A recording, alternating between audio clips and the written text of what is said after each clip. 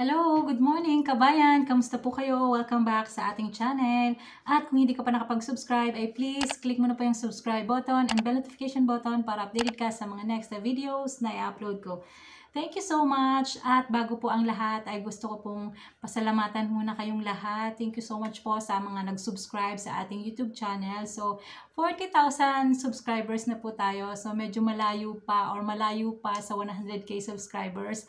Pero malayo-layo na at hoping na sana ay samahan nyo ako hanggang makamit natin yung at least 100k subscribers muna para makakuha tayo ng silver button from YouTube. So, yun yung ating goal. So, in this video ay gusto ko pong i-share sa inyo, lalo na doon sa mga kababayan natin na nagvo-vlog din. So, meron pa ako sa inyong isi-share na tripod or ito yung bago kong ginagamit. Ayan. Lalo na doon sa mga kababayan natin na ang vlogs or mga videos nila is about sa mga crafts or yung hindi kailangan ng face na ipakita. So, more on sa mga products or items na papakita nila, mga unboxing or ayan, eto. Kasi meron po akong craftings or crafts na or printing products, paper products na ginagawa dito sa amin.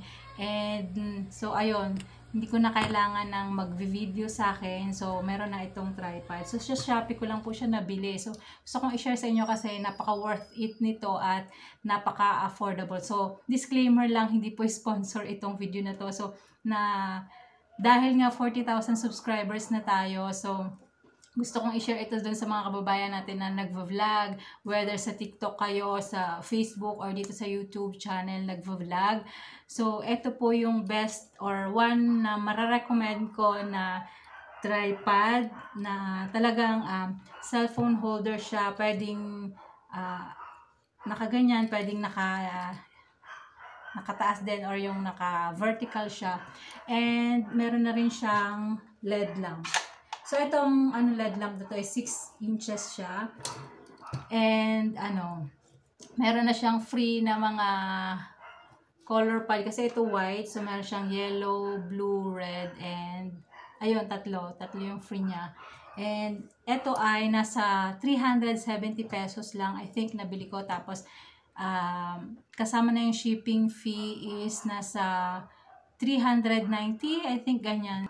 Nabili ko nitong November 11. So, ayan. Mabilis lang din siyang dumating and na-try ko naman. So, i-share ko dito yung video ng unboxing and kung paano siya nabuo. Pero hindi ko yata siya na-videohan ng buo nung ina-assemble namin.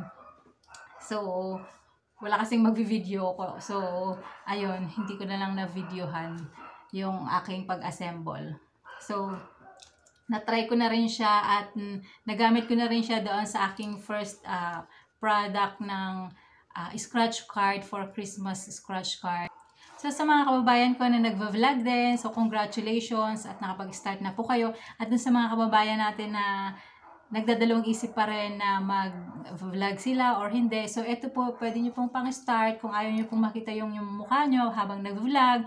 So, pwede po ito. At, ayun, pwede rin kayong mag-voice over habang nag-vlog. So, yung papakita nyo lang yung ginagawa nyo. So, pwedeng hindi naman kita yung mukha nyo. So, ayun, sa halagang less than 400 pesos, ito na yung aking best friend for vlogging, lalo na kung mga crafting materials or crafting products yung aking i-vlog. So, bukod sa pag-vlog at sa mga gawaing bahay, so, meron pa akong isang pinagkakaabalahan, yun yung pagka-crafting, printing, and paggawa ng mga paper products.